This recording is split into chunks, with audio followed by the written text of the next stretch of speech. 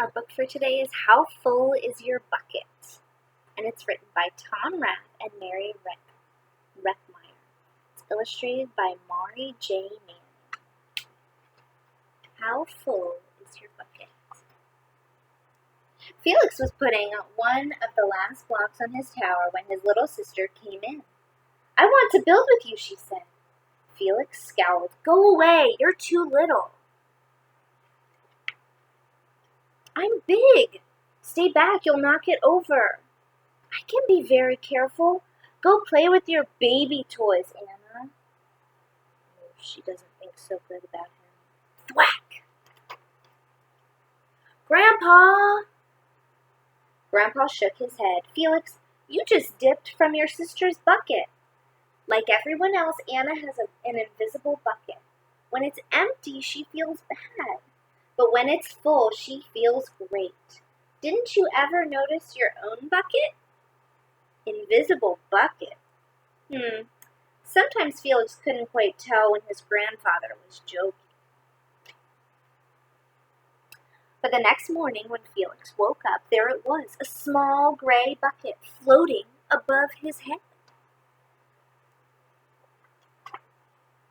When Felix came down to have breakfast, his mom was in a hurry. "I've got a meeting this morning, and it's almost time to go. Anna, sit still." Things look pretty crazy there, huh?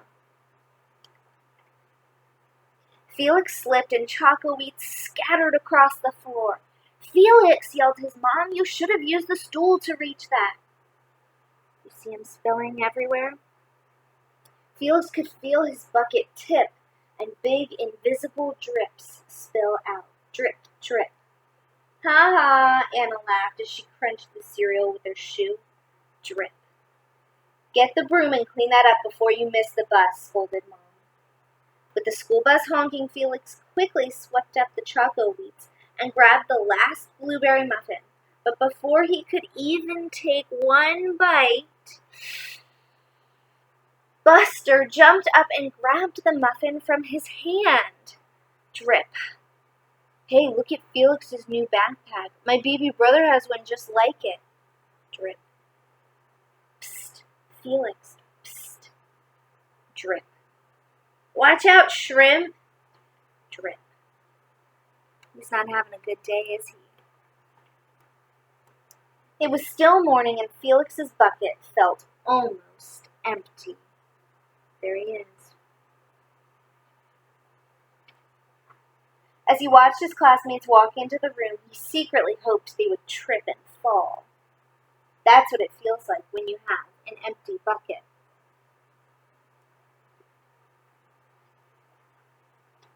Felix slumped into his seat and waited for something else bad to happen.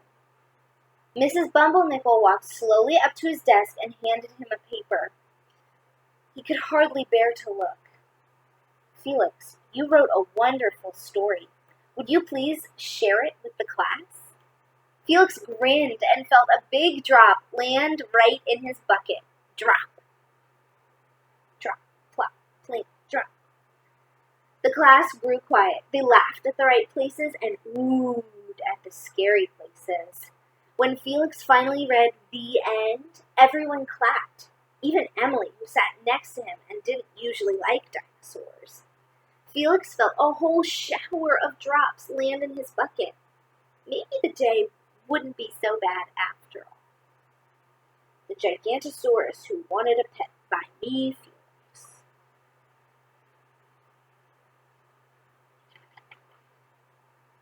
Drop.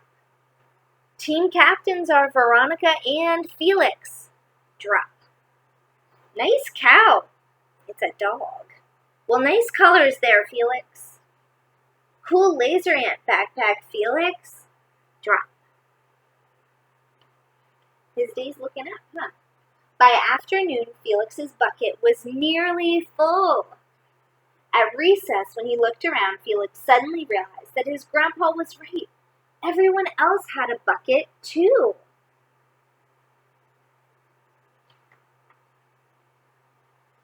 "Let me help you." Drop, drop. "Here's your baseball. Catch." "Thanks, dude." Drop, drop. I'm Felix. First day? Yes, I'm Amir. Drop, drop. The strange thing was that every drop he helped put in someone else's bucket, he felt another drop in his own bucket.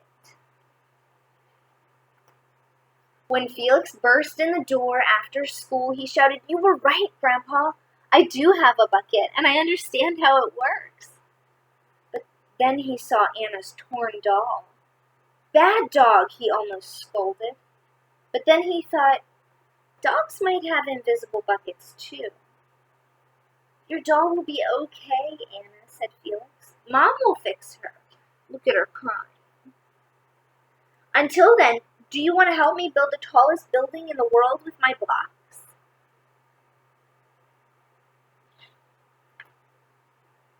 And so they did. The end.